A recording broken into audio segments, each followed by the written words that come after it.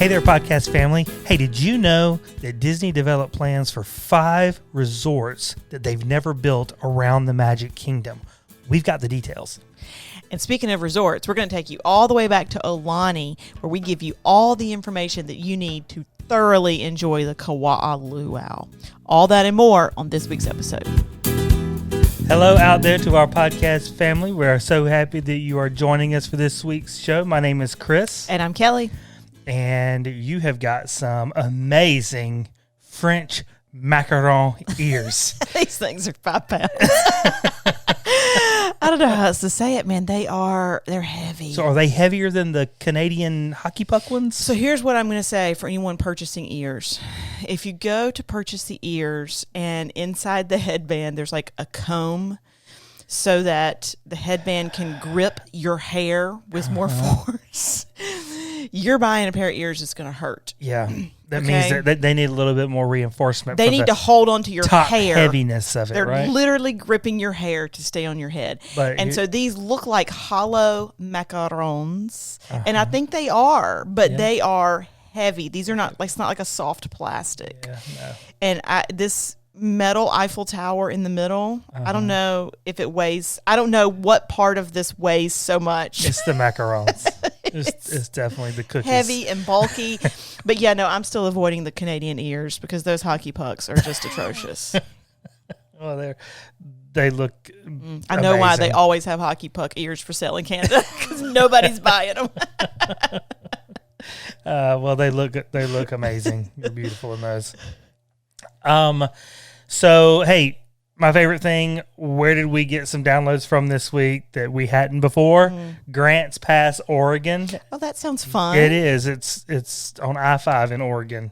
Okay. Right north of California's border. It's great. Okay. Lodi, California, which is near Sacramento. On the West Coast this week. Oh, yeah, very much so. And Gilbert, Arizona, which is right inside the Beltway around Phoenix near Chandler. Okay, fun.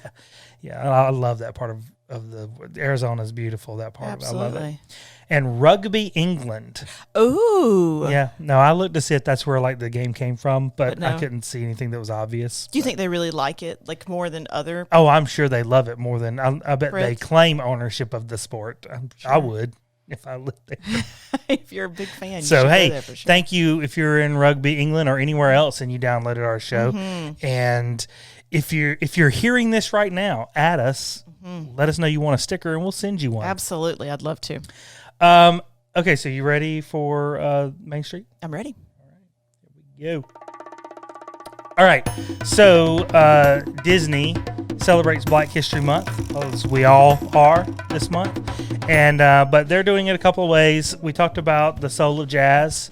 That's going to outpace February. They launched it intentionally for Black History Month. Okay. But it will go on beyond Black History Month. I mean, oh, well, good. I mean, I thought it was a permanent fixture. I didn't realize it was a temporary temporary show. I think it's a temporary exhibit. I just don't know how temporary. Okay. Right. So. Okay. And Disney Springs is doing a bunch of things. They've got some art from 4 emerging Black artists that they're displaying around Disney Springs, and there's at least one store, Hue, I think is the store, where they're incorporating some of that art into some clothing. I saw that. Yeah. Yes, I saw it. Those are great shirts. Yeah. I loved them. Well, great. The artists will love. I hope they're listening. Yes, no, I thought they were really awesome shirts. Yeah, and their special music, like they're going to have Motown Mondays and some like Jazz Thursdays, I think, and Smooth Sundays. Aww. Smooth Sundays, they'll have actually live performers that come in, which sounds like a lot of fun. And there's some food options. Emirates has designed some French bakery items specifically for Soul and for Princess and the Frog. Emirates does a good job, man. And their stuff is pretty. Like that little TV they did for WandaVision. I know, that's true. They make a cute little cake. Yeah, they love to do something themed. There is, and this stuff is really pretty that they put together. So sad news: Christopher Plummer passed. Yeah. Right. if you're listening to this from the podcast download, you heard a bunch of Christopher Plummer in the opening. Over 200 film and TV credits, and he played Charles Muntz in Up. That's the bad guy in Up, if you don't know. Right. He also played John Adams Gates in a bit role in National Treasure, which was also a Disney movie.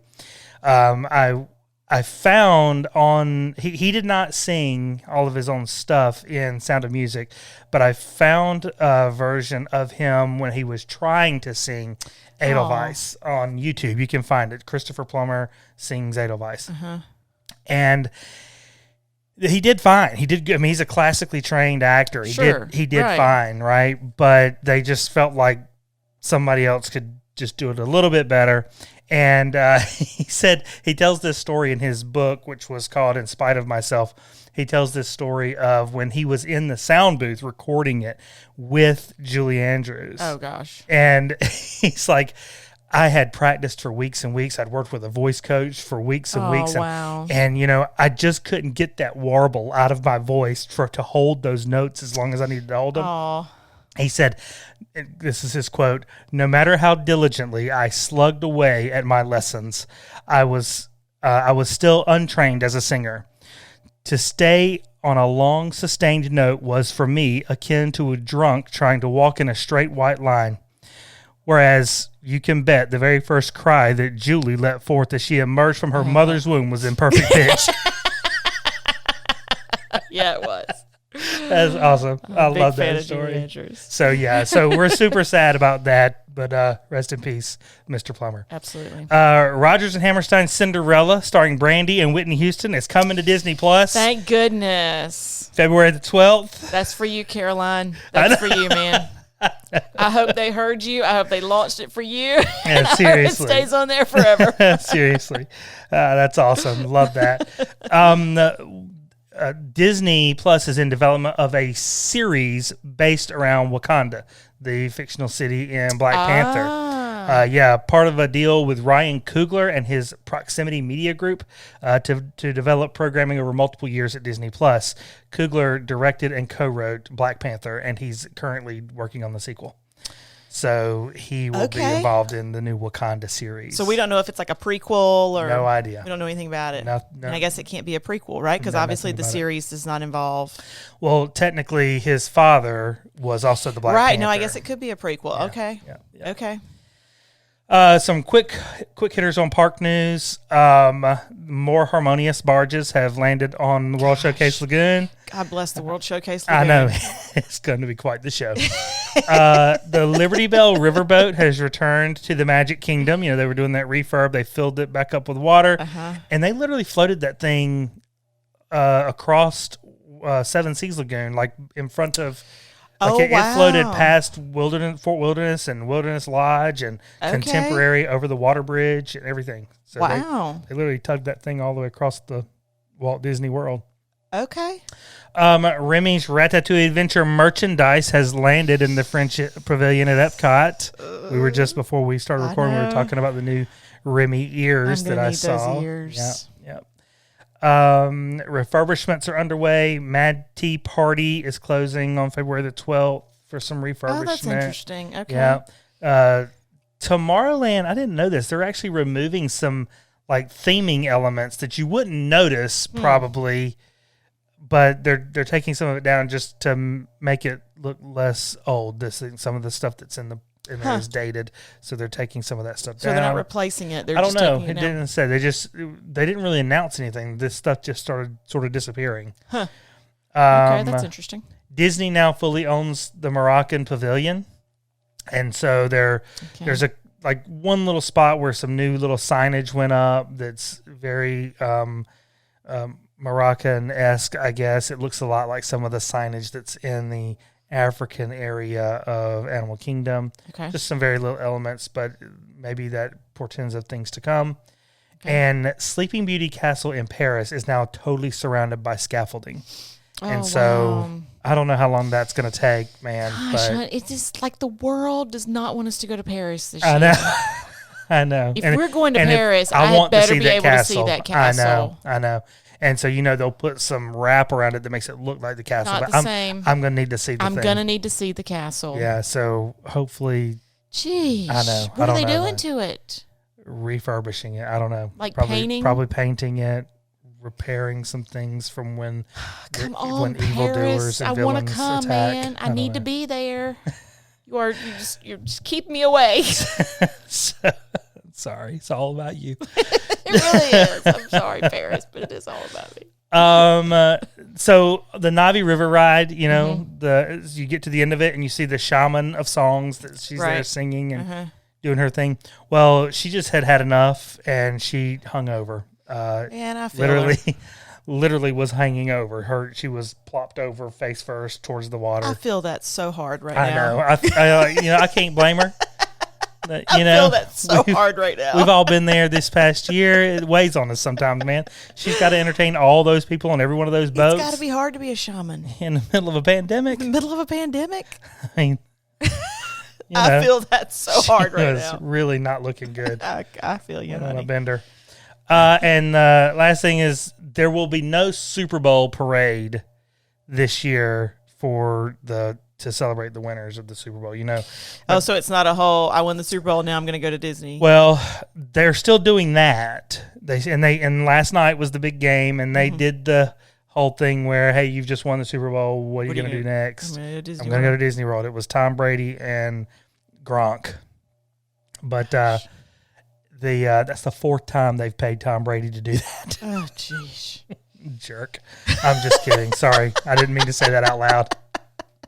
Okay. So that's the news. You want to do a mini take real Let's quick? do a mini take, yeah. All right. He's already picked it out here. All right, let's see. What's in It Mickey's psyche this is week? Best bathroom at Epcot. Ooh, Norway. It's easy. I think it's easy. Look, I've got to tell y'all, I mean, confession here. I have a very big issue with public restrooms.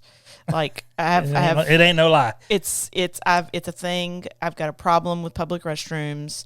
I don't like using them. There are certain places I will not use them. I have been known to hold it all day to get to a clean restroom Regularly.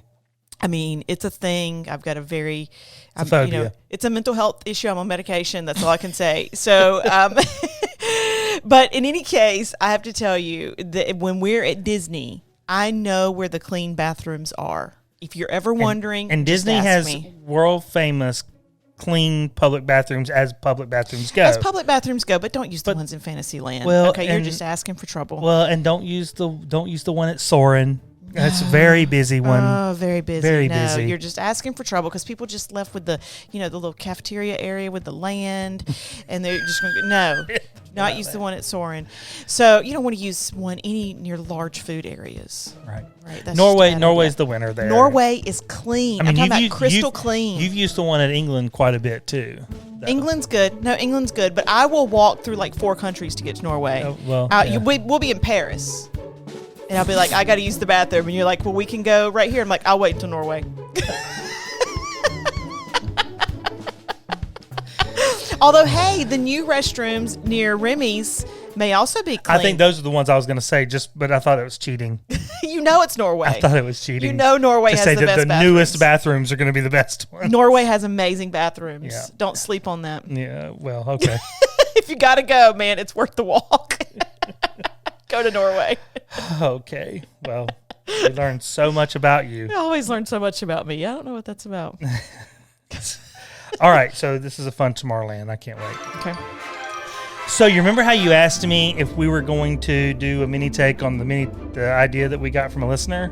Yes. Yeah, well, we'll get a chance to do that one too because that's what I'm doing for my Tomorrowland.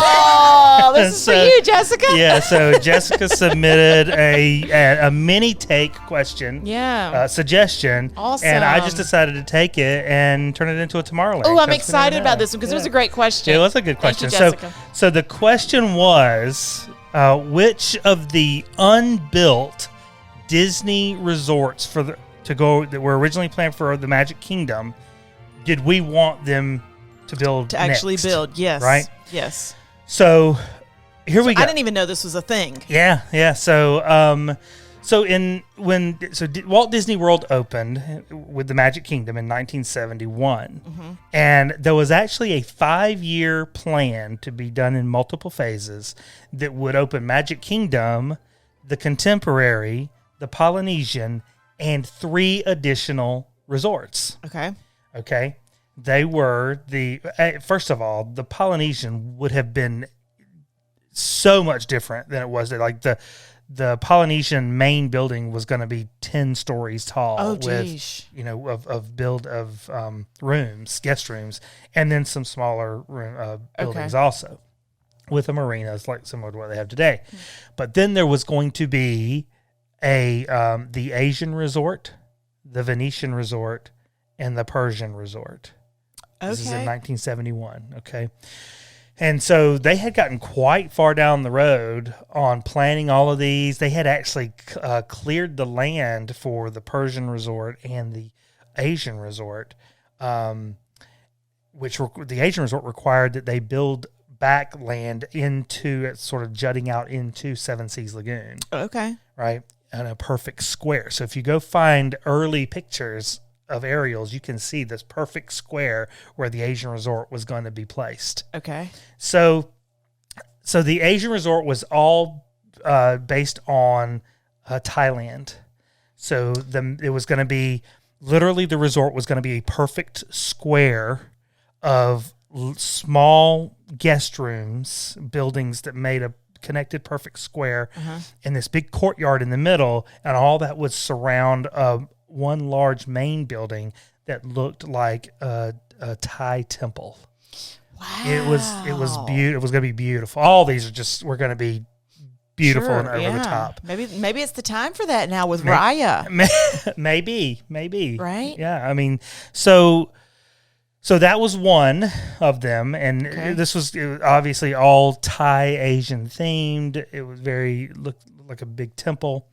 The Venetian resort was going to look like Venice. I mean, this was years before Epcot, and so it was going to be built between. So the Asian resort was going to be built where Grand Floridian is today. Oh, wow! Put a pin in that.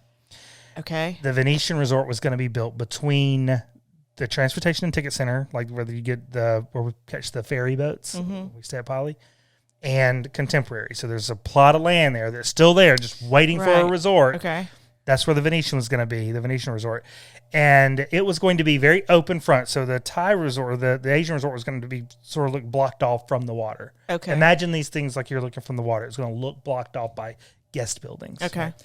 The Venetian resort was going to look very open, just like when you're coming in on a big boat into Venice, right there at St. Mark's Square. Right. It was going to look like you were coming into St. Mark's Square. Wow. Right? Okay. And there was going to be multiple buildings separated by canals. One big building in the middle that would look like the church at St. Mark's Square. Okay. And all these smaller buildings sort of surrounding it would be the guest rooms. All of these places were going to have restaurants and shopping and et cetera, right? But you could potentially, depending on the rooms you got at the Venetian, you could potentially be taken to your room by traditional gondola. Oh, I know. Isn't that cool? Wow. Yeah, that would be cool. So then the Persian resort. You know my feelings towards Venice. I know. And the Venetian at Vegas. I know. I love the Venetian at Las Vegas and Venice. I mean, we spent our honeymoon there, but I love Venice. It would have been beautiful. And so they had these. So from the water, you could look right up onto the courtyard there. That would be the mock St. Mark's Square with two campanile towers, similar to what they have in Venice. Right. The plans for the tower, one of those towers, is in use today at the Italian Pavilion in Epcot, which is also modeled after Venice. Okay. Right. Then the Persian resort was actually going to be on the Bay Lake side of Contemporary. So the first two I talked about were on the Seven Seas Lagoon side, but the Persian resort was going to be on the back side behind Tomorrowland. And it would open up to the water just like Venice. It would have a marina, but it would look like an Islamic mosque. Right, tall white pillars. The main building was going to have a big blue dome on top. Oh, how beautiful. Right. It would have been beautiful. And there was word that they were going to reroute the monorail to go through Tomorrowland, and all of these were going to sit on the monorail route. Oh, wow. Right? That's great. It would have been great. It would have been, and so there were some special rooms at the Persian resort where if you rented like a sailboat or whatever, you could sail your boat right up to some of the rooms there. Oh, geez. Which would have been really. So why really did they cool. not do it? So phase one was contemporary and poly, and they did those. And then the oil embargo, the energy crisis of the early 70s in 1973, there were gas shortages all over the country, which just wreaked havoc on tourism. And so that sort of killed plans for the Thai resort and the Asian resort. I'm sorry, the Venetian resort. The Persian resort was still potentially going to be funded by Iran at the time, which had a completely different leadership structure. Okay. Well, in 1978, the Islamic Revolution in Iran that put the current leaders there, not to get too political, that deal was squashed. And so after that, it was either Disney does it, which they had already canceled the other two resorts. Oh, so bummer. The land is still cleared over there where the Persian resort was going to be, and they use it because it's so close to now backstage stuff that it's used for parking a lot right now. So, and in the mid 80s, they were coming back around to doing some of these things, and Michael Eisner was now the CEO, and he gets a lot of credit for helping to revive Disney. He also gets a lot of trash for some other things that he did. But one of the things was he just didn't like the idea for the Asian resort. So he wanted something that looked like what the Grand Floridian is today. And so they scrapped the other resort and built this. Built the Grand Floridian, which I don't hate.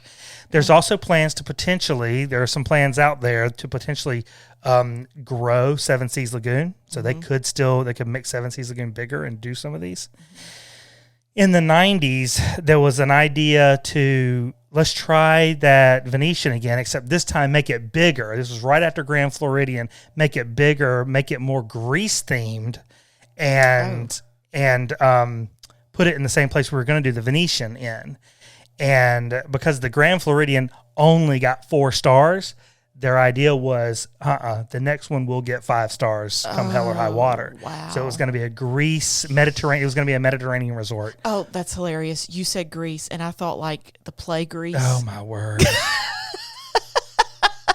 And I was like, why would they do that? That is not Disney at all. And you were right. That's what I'm sitting there thinking. That's why I was like, ooh. Honey. Greece, the country that you really want to go to. I know, the country of Greece. I'm for that. That sounds beautiful. So Not it was going play. to be I should say Mediterranean themed. Yes. But the ground there won't support they would have to go so deep with some of the pillars, like way deeper than even Spaceship Earth, because the ground there is so marshy and soggy. Wow.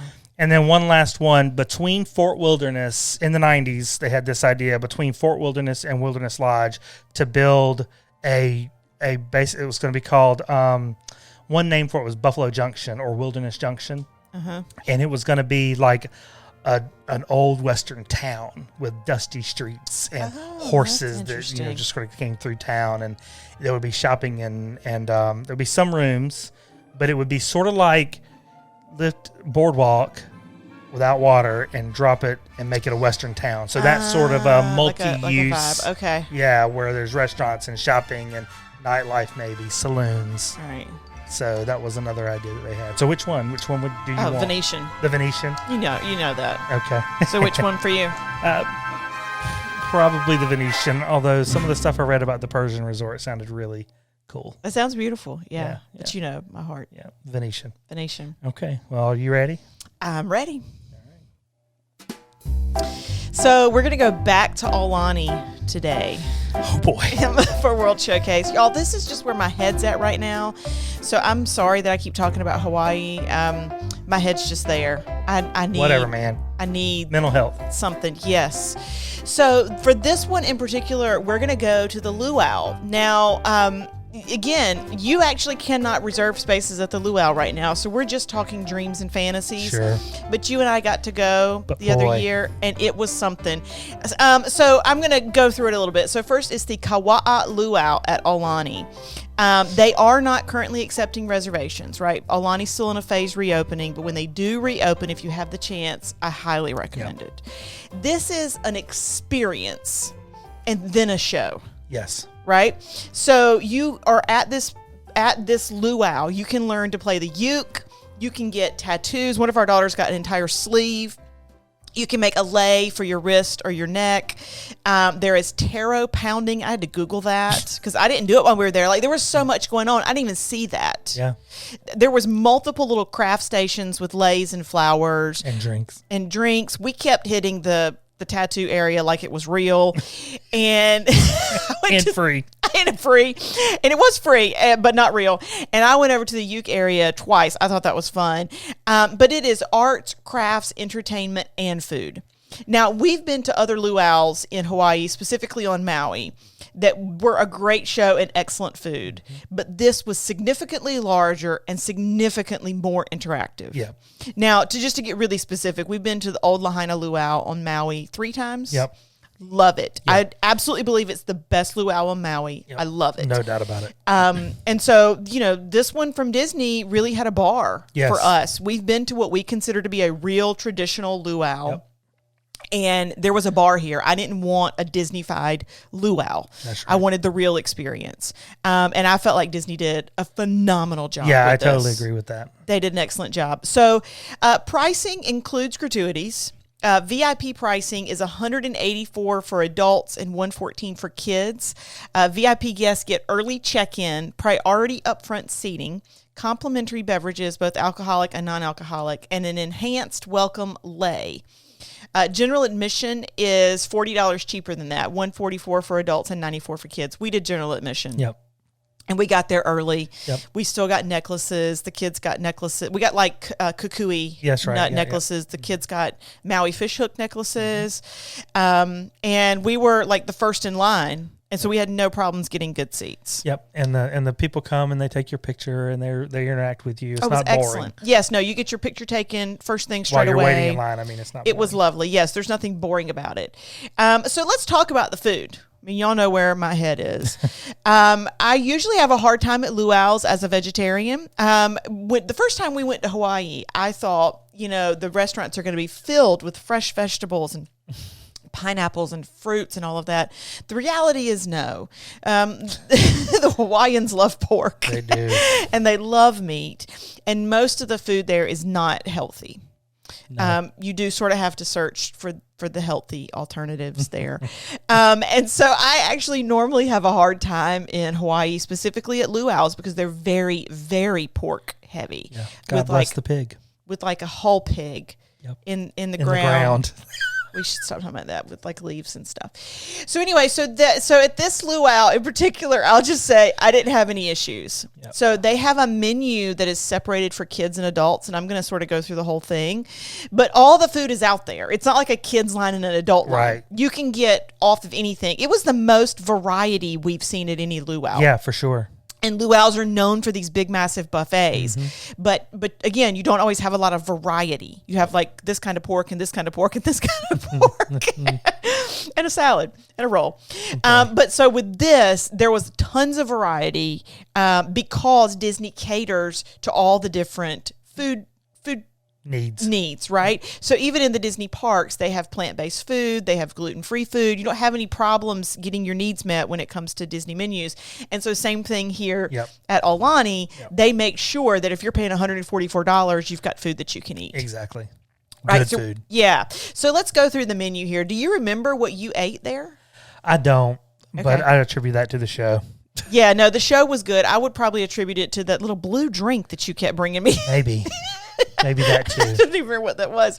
So they had three different salads. One was the Waipuli lettuce, vine ripe kula tomatoes, and shaved Maui onions. I remember that one. This was just your basic lettuce, tomato, and onion salad. That comes with papaya seeds, Maui onion dressings, taro, and guava croutons. Yep. I remember that one. I definitely had that one. They also have the lomi lomi salmon salad, which is Aulani style ahi poke, taro macaroni salad, and poi. Did you get that one? No, but I remember that one. Yeah, that sounds amazing. Yeah. And if I remember correctly, so again, we've mentioned before on the show, I have a real issue with buffets. Yeah. If a restaurant needs a guard to keep someone from sneezing on my food, I would just rather not eat there. It doesn't draw me in. And so this particular buffet was out. I feel like I'm just sharing a lot of my issues today. You are. What it's like to live with Kelly. So our dog is barking over in the side or growling heavily out the windows. In case y'all hear something, it's not my stomach. So anyway, so this particular buffet was very pretty, right? It wasn't your typical buffet with like these big, huge silver things. Ella Jane, like set down in metal containers, right? It was these really pretty large dishes, and people kept coming out to replace the dishes like on a regular basis. So it looked like just a massive like family style plate that everybody was getting some from. So as far as buffet goes, I would say it wasn't as germy as what I normally experience with buffets. So let's get to the entrees. So you have the braised pork emu style with Maui onion, the Hawaiian Waters local catch with crushed macadamia nut sauce, teriyaki chicken, this is oven roasted marinated chicken stir fry, seasonally sourced vegetables, steamed short grain rice, sweet potato duet with puree, Okinawan, and I'm sorry if I'm mispronouncing a lot of these Hawaii, I'm trying, and uala potato. I definitely had the vegetables, rice, and sweet potato duet. Mm-hmm. Yeah, I do remember the sweet potatoes. Do you remember any of the meats? Or any of those specific entrees? There's also a carver. Yeah, no, I had definitely had the pork. Okay. So at the carver section, you've got the whole roasted Hawaiian raised suckling pig, slow roasted prime rib, and alae sea salt crusted steamed bio buns. You had the bao buns. Mm-hmm. Tara rolls with lily koi butter. Yep. I definitely had the rolls with the lily koi For butter. Sure. Okay, yeah. So that was great. You had the bao buns with meat inside of it. Yep. Okay. And so then there's that. And then for desserts, you've got macadamia nut brownies, coconut pudding, guava cake, banana bread pudding, and seasonal and tropical fruits and berries. Yep. Again, a lot of different dessert options. I'm sure I had several. The banana bread pudding was over the top. Yeah. Okay, so on the kids menu, and again, this was all mixed in with the adults, carrots and celery sticks with ranch dip, fruit cup with marshmallows, mac and cheese, chicken tenderloin with pineapple barbecue sauce, pasta with tomato sauce and meatballs. I think I had some of that, but without the meatballs. The Moana surprise dessert. Yeah. The fresh brewed Kona blend regular and decaf coffee. I definitely had some coffee always. And the whole leaf organic and herbal teas. Yeah. Right. So you get coffee and tea and water complimentary. And like I said, there's just so much of this food. Now, this is the menu that's sort of a staple. Yep. I think they had way more than this. For sure. And I want to say that the drink bar was cash. Oh, I don't remember. I think I'm sure we could charge it to our room. Maybe. Yeah. Something different about that, but. Yeah. But in any case, we had tables right up near the front. Yeah. They had stages that came all the way down the aisles. Yeah. You didn't have to worry about if you could see things because the seating was like on two sides. Yes. And the show was on the stage, yes, but would also make its way down through the center of the seating so that you got up close and personal to everybody. All the characters. It was a massive show. They invited the kids up a couple times. Yeah. And like taught them how to dance in the middle of the show. And the story they told was actually a really powerful. Oh, it was emotional. I remember that. It was really powerful story, and the musicians were crazy, amazing. It was I really remember great show. that story being more emotional and heartfelt even than the other luau that we've been to. Oh, absolutely. I was very surprised. Yeah. The other luau's we've been to had the element of ambiance because it was right on a beach. Mm-hmm. This one is obviously close to the water, but the story they told was just great. Really great. It really was. And so it highlights the Hawaiian culture, which a lot of the stories do. A lot of them do, but this did it in a way that was relatable because it was talking about the experiences of specific people as opposed to a culture. Yes. No, I thought it was fantastic. So I was daydreaming a little bit today, and I thought everybody would enjoy that. So if you get a chance to go to the luau at Aulani, please do so. Yeah, if you're at Aulani, don't miss out on the luau. Don't assume that you can do any luau. Do the one there because it is right there at you, and you can walk back to your room. For one thing. And the other luau's on Oahu are going to be just as expensive. Yep, that's right. That's right. So it was awesome. Do that. So, okay, that's our show for this week. Hope you enjoyed it. And if you did, you know what to do. Jump out to iTunes, give us a rating, give us a review. I can't tell you what that does for people finding their way to our show. Yeah, it really does help. And if you're looking for more things Disney, please visit scfadp.com. That's S for super, C for Kelli, F for fragilistic, A for awesome, D for Disney, P for podcast. This week we're going to have a bonus episode review from the Nomad Lounge in Animal Kingdom. Sneaky good. So be on the lookout for that. It was amazing. That's right. Keep your eyes open for that. Can't wait for it. Subscribe to our YouTube channel, Supercalifragilistic Disney Podcast on YouTube. Join us on all the other socials at SCFADP. We try to have a good time out there, and the more the merrier. Yes, we'd love to hear from you. And with that, we hope to see you real soon.